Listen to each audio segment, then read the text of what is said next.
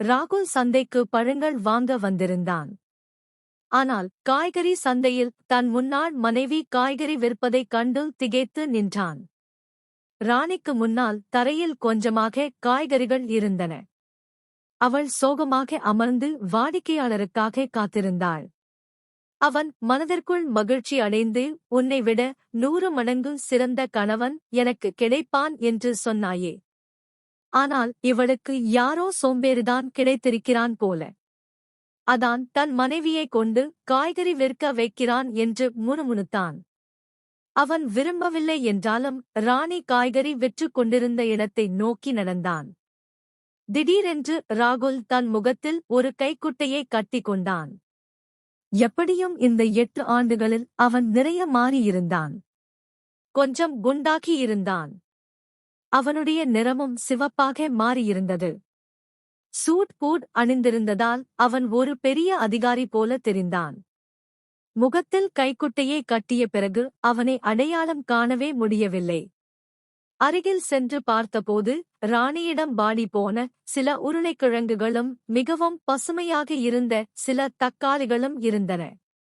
ஒரு மரப்பெட்டியில் மாம்பழங்கள் இருந்தன. அதன் மேல் காய்ந்த பொருட்கள் இருந்ததால் அவை சரியாக தெரியவில்லை. கொஞ்சம் பச்சை மிளகாயும் கரைபடிந்த 4 காலிஃபிளவர்களும் இருந்தன. சாலையோரம் தரையில் ஒரு துணியை விரித்து வைக்கப்பட்டிருந்த அந்த சிறிய கடையில் அவ்வளவுதான் பொருட்கள் இருந்தன. ராகுல் கவனித்தான். அவள் மிகவும் மெலிந்து போயிருந்தாள். அவள் முகத்தில் துளி கூட பொலிவு இல்லை. நிறமும் கருத்தியிருந்தது. ஒரு நிமிடம் அவள் ராணிதானா அல்லது வேறொருவரா என்று அவனுக்கு சந்தேகம் வந்தது. ஆனால் அவள் நெற்றியில் இருந்த பெரிய மச்சத்தை பார்த்த பிறகு அவள் ராணிதான் என்று அவன் உறுதி செய்து கொண்டான். ராணி நம்பிக்கையுடன் அவனை பார்த்தாள். பிறகு அவசரமாக, ஐயா, உங்களுக்கு என்ன வேண்டும் என்று கேட்டாள். பக்கத்தில் காய்கறி விற்றுக் கொண்டிருந்த ஒரு பெண்மணி இவளிடம் பழைய காய்கறிகள்தான் இருக்கின்றன. ஐயா, பிரஷ்க வேண்டுமானால் இங்கே வாருங்கள் என்றாள். ஆனால் ராணி பதற்றத்துடன், பழையது இல்லை ஐயா, வேணினால் அப்படி தெரிகிறது. இன்று காலைதான் வாங்கினேன் என்றாள். ராணியின் முகத்தில் இருந்த அந்த இயலாமையையும் கட்டாயத்தையும் கண்டு அவளது இதயம் படபடத்தது. வாழ்க்கையின் 6 ஆண்டுகளை அவளுடன் கழித்திருந்தான். விவாகரத்து நடந்திருக்கலாம். ஆனால் அந்த 6 ஆண்டுகளில் சில அழகான மற்றும் மறக்க முடியாத நினைவுகள் இருந்தன. அவன் எதுவும் பேசாமல் மாம்பழத்தின் மேல் இருந்த பொருட்களை அகற்றிவிட்டு பார்த்தான். அவை நல்ல வகை மாம்பழங்கள்தான். ஆனால் பழையதாகி விட்டதால் தோல் சுருங்கி நசுங்கி போயிருந்தன. அவன் இவை உண்மையிலேயே கெட்டுப் போயிருக்கின்றன என்றான். ராணி பொறுமை இழந்து, இல்லை ஐயா, கெட்டுப் போகவில்லை. பார்க்கத்தான் அப்படி தெரிகின்றன. வாங்கிக் கொள்ளுங்கள் ஐயா. மாலை நேரமாகிவிட்டது. மலிவான விலைக்கு தருகிறேன் என்றாள். அவன் அங்கிருந்து போவது போல நடந்து கொண்டே, எனக்கு தெரியும். இவை கெட்டுவிட்டன என்று தோலை உரித்து பார்த்தால் உள்ளே கருப்பாக இருக்கும் என்றான். அவள் கெஞ்சும் குரலில், நீங்கள் ஒரு மாம்பழத்தை சாப்பிட்டு பாருங்களேன். பிடிக்கவில்லை என்றால் வாங்க வேண்டாம். 2 நாட்களாக என் மகளின் உடல்நிலை சரியில்லை. அதனால் கடையை சரியாக கவனிக்க முடியவில்லை என்றாள். மகள் என்ற வார்த்தையை கேட்டதும் ராகுலுக்கு ஒரு அதிர்ச்சி ஏற்பட்டது. அவன் முன் தன் அன்பு மகளின் முகம் வந்து போனது. விவாகரத்தின் போது அவளை கடைசியாக பார்த்தபோது அவளுக்கு 4 வயது, இப்போது 12 வயது இருக்கும். பிரீத்தி ராணி ஒரு மாம்பழத்தை எடுத்து ராகுலிடம் நீட்டினாள். ஆனால் அவன் தன் மகளின் நினைவுகளில் மூழ்கியிருந்தான். மகளுக்கு உடல்நிலை சரியில்லை என்ற செய்தியை கேட்டதும் அவன் இதயம் ஏதோ உடைந்து சிதறுவது போல இருந்தது. இந்தாங்க ஐயா, சுவைத்து பாருங்கள் என்ற ராணியின் பேச்சை காதில் வாங்காமல் அவன் அவசரமாக எல்லா மாம்பழங்களையும் எடை போடு என்றான். அவள் ஆச்சரியத்துடன் அவனை பார்த்து, எல்லாவற்றையுமா எனக் கேட்டாள். அவன் ஆம், எல்லாவற்றையும் எடை போடு என்றான். அவள் மகிழ்ச்சியுடன் எடை போட்டாள். 8 கிலோ மாம்பழம் இருந்தது. அவற்றை 2 பைகளில் போட்டு அவனிடம் கொடுத்துவிட்டு, 1 கிலோ 100 ரூபாய்க்கு விற்கிறேன். ஆனால் நீங்கள் 8 கிலோவையும் வாங்குவதால் கிலோ 80 ரூபாய் போடுகிறேன். மொத்தம் 640 ஆகிறது ஐயா. அந்த 40 ரூபாய் வேண்டாம், 600 ரூபாய் மட்டும் கொடுங்கள் என்றாள். அவன், உன் மகள் நோயாளி என்பதால் கிலோ 100 ரூபாய் என்ற கணக்கிலேயே காசை வாங்கிக்கொள் என்று கூறிவிட்டு 2 500 ரூபாய் தாள்களை கொடுத்துவிட்டு போகத் தொடங்கினான். ராணி பின்னால் இருந்து கூப்பிட்டு, கிலோ 100 என்றாலும் 800 ரூபாய்தான் ஆகிறது ஐயா. உங்கள் 200 ரூபாயை திரும்ப பெற்றுக் கொள்ளுங்கள் என்றாள். ராகுல் அங்கேயே நின்றான். ஆனால் எதுவும் பேசவில்லை.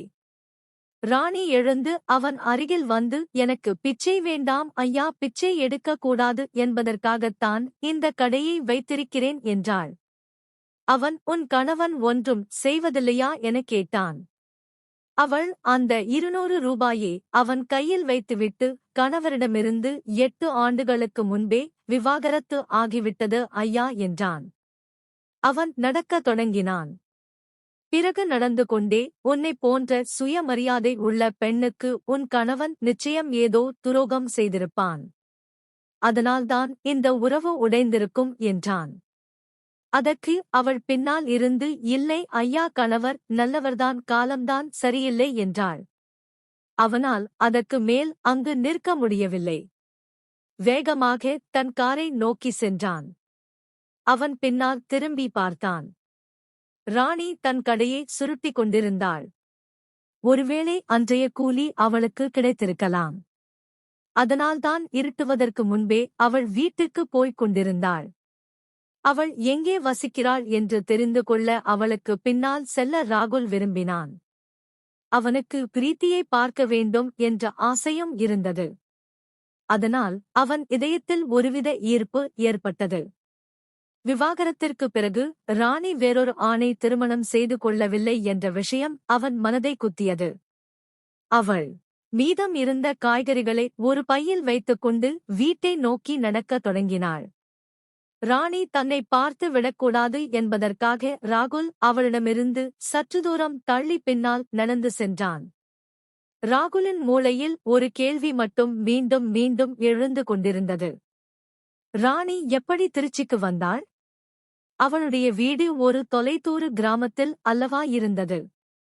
அங்கே அவளுக்கு 2 சகோதரர்கள் இருந்தார்களே, அவர்கள் எப்படி தங்கியே தனியாக விட்டார்கள்? விவாகரத்தின் போது அவர்கள் மிகவும் கொதித்தார்களே. கணவர் நல்லவர்தான் ஐயா, காலம்தான் சரியில்லை என்ற ராணியின் பதில் ராகுலுக்கு சற்றே ஆறுதலாக இருந்தது. அதாவது இன்றும் அவள் அவனை தவறாக நினைக்கவில்லை. திடீரென்று நடந்து கொண்டிருக்கும் போதே ராகுலின் உள்ளம் கனத்தது, கண்களில் கண்ணீர் துளிர்த்தது. நீங்கள் என் சுய மரியாதையை பாதுகாத்தால் போதும், மற்றபடி உங்களோடு இருந்து எதையும் நான் சகித்துக் கொள்வேன் என்று ஒரு இரவு ராணி சொன்னது அவனுக்கு நினைவுக்கு வந்தது. அவனால் அவளுடைய சுயமரியாதையை பாதுகாக்க முடியாமல் போனது. ராகுலுக்கு முன்னால் அவனது அண்ணி ராணியை கேவலப்படுத்தும் போதெல்லாம் அவன் அமைதியாக நின்று கேட்டுக் கொண்டிருப்பான். ராணி மிகுந்த சுயமரியாதை கொண்டவள். தவறு செய்யாமல் தலை குனிவது அவளுக்கு சிறிதும் பிடிக்காது. அதனால்தான் அவள் தன் பிறந்த வீட்டிற்கு சென்றாள். அதன் பிறகு அண்ணியின் பேச்சை கேட்டுக்கொண்டு ராகுல் அவளுக்கு விவாகரத்து நோட்டீஸ் அனுப்பினான். அந்த உறவையே முறித்துக் கொண்டது அவன் செய்த 2வது தவறு. அவன் தன் அண்ணன் மற்றும் அண்ணி மீது மிகுந்த மரியாதை வைத்திருந்தான். அதனால் மனைவியை விட அண்ணியைதான் அதிகமாக நம்பினான். ராணியுடன் அவரது வாழ்க்கையின் முதல் 4 ஆண்டுகள் மிகவும் நன்றாகவே கழிந்தன. ஆனால் 5வது ஆண்டில் சண்டைகள் தொடங்கின. அண்ணி எதற்காவது பிரீத்தியை அறிந்துவிட்டால் அது ராணிக்கு சிறிதும் பிடிக்காது. இந்த விஷயத்தில்தான் சண்டைகள் அதிகமாகின. சண்டைகள் மற்றும் மனஸ்தாபங்கள் காரணமாக ராணி தனி குடித்தனம் போகும்படி வற்புறுத்தினாள். ஆனால் இது ராகுலுக்கு சிறிதும் பிடிக்கவில்லை. ராகுலின் அண்ணனும் அண்ணியும் பூர்வீக கடையை பிரிக்க விரும்பவில்லை. அவர்கள் எல்லாவற்றையும் தாங்களே அபகரிக்க நினைத்தார்கள். ராகுல் தன் அண்ணனுடன் சேர்ந்து கடையில் சமமாக உழைத்தான். ஆனால் அவனுக்கும் ராணிக்கும் பணம் தேவைப்படும்போது அன்னையிடம் கேட்டுத்தான் வாங்க வேண்டியிருந்தது. இது ராணிக்கு பிடிக்கவில்லை.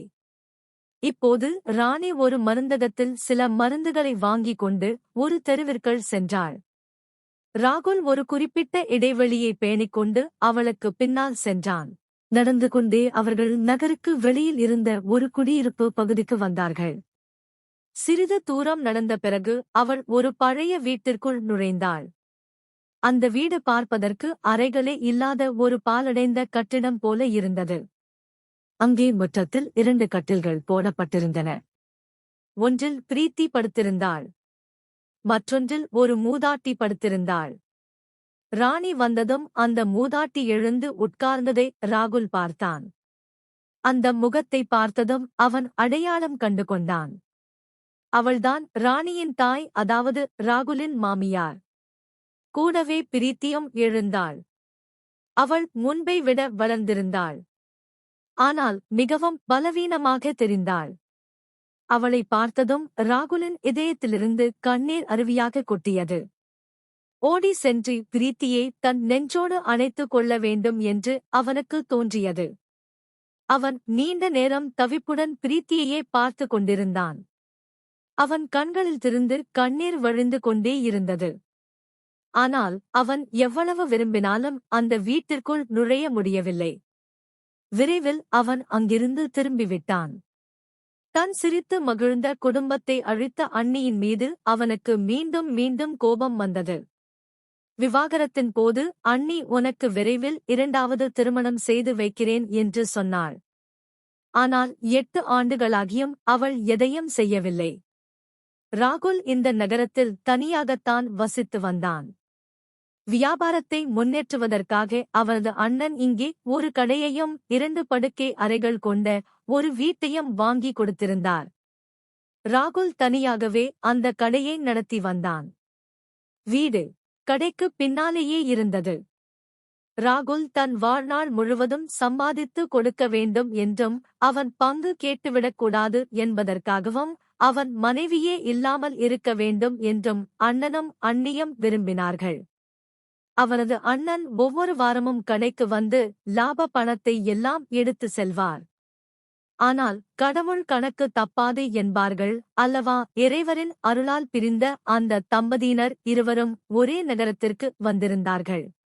இதுவரை இருவரும் 2வது திருமணம் செய்து கொள்ளவில்லை. இனி எதுவும் நடக்கலாம். இப்போது ராகுல் தினமும் மாலை நேரத்தில் ராணியின் கடைக்கு செல்லத் தொடங்கினான். முகத்தை கைக்குட்டையால் மறைத்துக் கொண்டு அங்கிருந்து நிறைய காய்கறிகளையும் பழங்களையும் வாங்கினான். ராணி பிரீத்தியை நன்றாக வளர்க்க வேண்டும் என்பதற்காக அவன் இதையெல்லாம் செய்தான். அவன் நாள் முழுவதும் யோசித்துக் கொண்டே இருப்பான். ஆனால் முகத்தை மறைக்காமல் ராணியின் முன்னால் செல்ல அவனுக்கு துணிச்சல் வரவில்லை. அவன் வாங்கி வரும் காய்கறிகளில் தனக்கு தேவையானதை மட்டும் வைத்துக்கொண்டு மீதமுள்ள காய்கறிகளை தெருவில் உள்ள விலங்குகளுக்கு உணவாக கொடுத்து விடுவான். சில நாட்களுக்குப் பிறகு ராகுலின் அண்ணன் கணக்கு பார்ப்பதற்காக கடைக்கு வந்தபோது சேமிப்பு பணம் எல்லாம் எங்கே என்று கேட்டார். ராகுல் எல்லாம் செலவாகிவிட்டது அண்ணா என்றான். அண்ணன் கோபத்துடன் இவ்வளவு பெரிய தொகையை எங்கே செலவு செய்தாய் என்று கேட்டார். ராகுல் தைரியத்தை வரவழைத்துக் கொண்டு வேலை இருந்தது, செலவு செய்துவிட்டேன் என்றான். அண்ணன் எரிச்சலுடன், இதுவரை நீ ஒரு பைசா கூட வீணாக செலவு செய்ததில்லையே, இப்போது உனக்கு என்ன கெட்ட பழக்கம் வந்துவிட்டது என்றார்.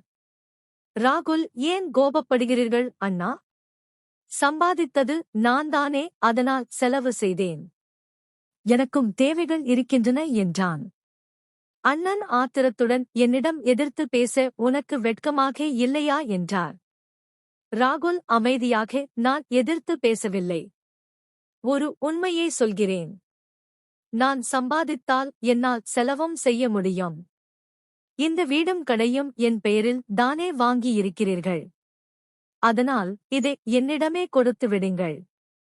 உங்களிடம் பூர்வீக வீடும் பெரிய கடையும் இருக்கிறது. அதன் மதிப்பு இதைவிட மிக அதிகம். நீங்கள் பூர்வீக சொத்துக்களை வைத்துக் கொள்ளுங்கள். இந்த சிறிய வீடும் கடையும் எனக்கு போதும். இனி நான் தனியாக வாழ விரும்புகிறேன் என்றான். அண்ணன், நீ என்ன பேசுகிறாய்? உன்னை எப்படி தனியாக விட முடியும்? இன்னும் உனக்கு திருமணம் செய்து வைக்க வேண்டும். உன் வாழ்க்கையை மீண்டும் அமைக்க வேண்டும் என்றார்.